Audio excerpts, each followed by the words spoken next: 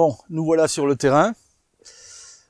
Donc ici, j'ai mis mon 200 mm en position DX. Je vous en prie, monsieur, passez. Je vous en prie, je vous en prie, je vous en prie. Parce que vous avez un chien là qui a besoin de se promener. C'est beau. C'est beau. Voilà.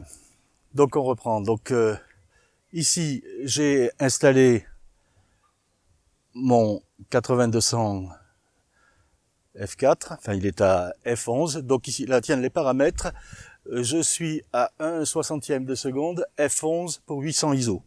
Donc on va filmer entièrement à manuel, c'est-à-dire qu'on va choisir la vitesse, le diaphragme, les ISO.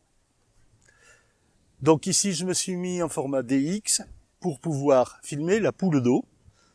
Donc au montage je vais l'ajouter. Donc vous pouvez la voir. Alors mon trépied, c'est mon trépied photo. J'ai une tête vidéo qui ne sert pas à grand chose. Hein. Je l'ai acheté d'occasion, enfin bon, je l'ai acheté à moitié prix, une promotion, mais ce n'est pas la peine. Ce n'est pas la peine d'acheter quelque chose comme ça. Une simple tête photo suffit. Donc je disais, alors, vous voyez, on est en train de regarder le nourrissage. Là, vous avez les petits de la foulque qui viennent de naître, qui sont tout petits. Hein, ils vont se promener de temps en temps, mais ils sont encore tout petits. Et le papa va chercher de la nourriture, des algues, hein, pour eux. Et bien sûr, la maman continue à les maintenir au chaud, parce qu'ils sont encore très fragiles. Les poussins sont encore très fragiles. Donc ici, pour filmer ça, vous voyez, j'installe mon trépied. Je profite de l'allonge que donne le format DX. Hein, là, j'ai un appareil 24-36, mais on peut le basculer en format APS. Alors, pour la photo, ça ne sert pas à grand-chose. À mon avis, ça sert à rien. Mais pour la vidéo, c'est très pratique parce que en format APS, on reste quand même sur du HD, hein, 1920 par 1080. Donc, on a une image de bonne qualité. Et on profite de la longe. Mon 200 mm devient, par magie, un 300. Hein. Donc ça suffit ici pour photographier cette poule d'eau au bord de l'étang. Donc je disais, tous les paramètres de l'appareil photo sont en manuel. L'appareil de la caméra vidéo, on peut dire. Hein. Ça permet de contrôler la vitesse, le diaphragme, les ISO, et, j'avais oublié de le préciser, la balance des blancs.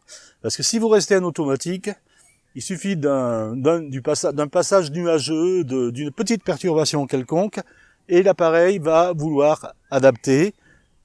Et ensuite, quand on le verra, il y aura des variations de couleurs, des variations de lumière.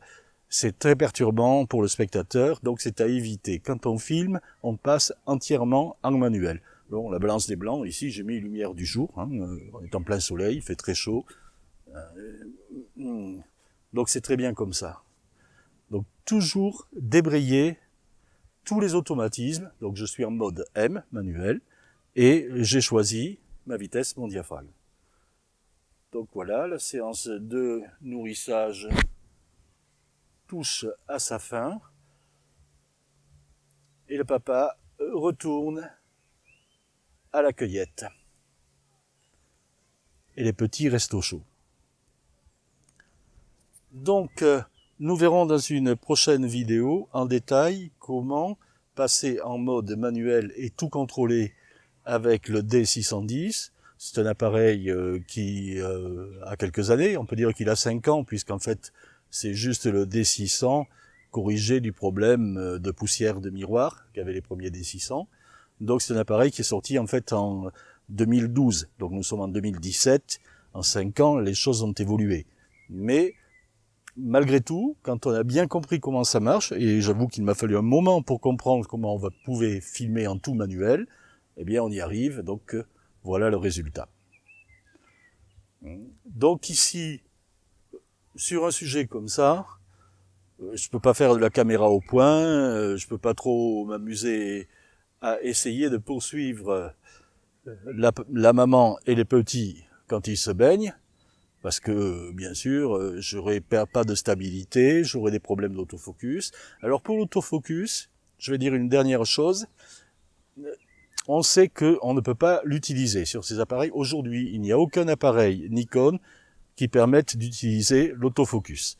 Et quand vous regardez les sujets approfondis, vous apercevez qu'il n'y a que, même si le Canon marche beaucoup mieux pour faire le point en vidéo, il est quand même pas vraiment conseillé d'utiliser l'autofocus quand on filme.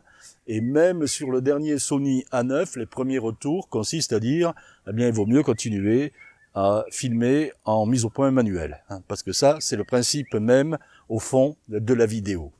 Donc, le fait que ici on ait un autofocus pas nerveux, très hésitant en vidéo, c'est pas grave, parce que de toute façon, on va pas l'utiliser.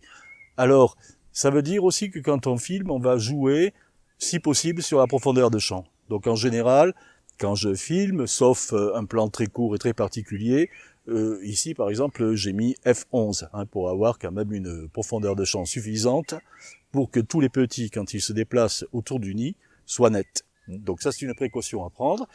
Et c'est pour ça aussi qu'il faut toujours opérer en mode manuel, parce que le diaphragme va être très important, ça va nous donner la profondeur de champ, bien sûr. La vitesse, on n'a pas besoin de monter dans la vitesse, sauf quand on fait des sujets très remuants.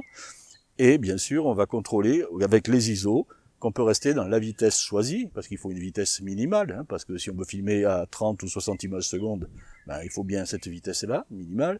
Hein, et on va pouvoir donc ajuster la vitesse, les diaphragmes, enfin plus dans l'ordre, les diaphragmes, la vitesse elle est imposée, et les ISO pour pouvoir garder les vitesses et les diaphragmes qu'on a choisis.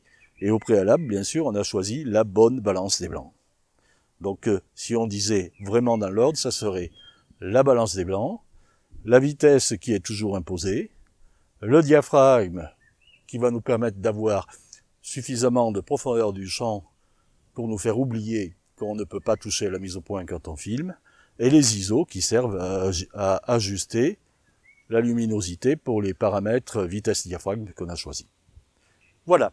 Donc, c'est la fin de cette seconde vidéo. Je vous remercie pour votre attention et à bientôt.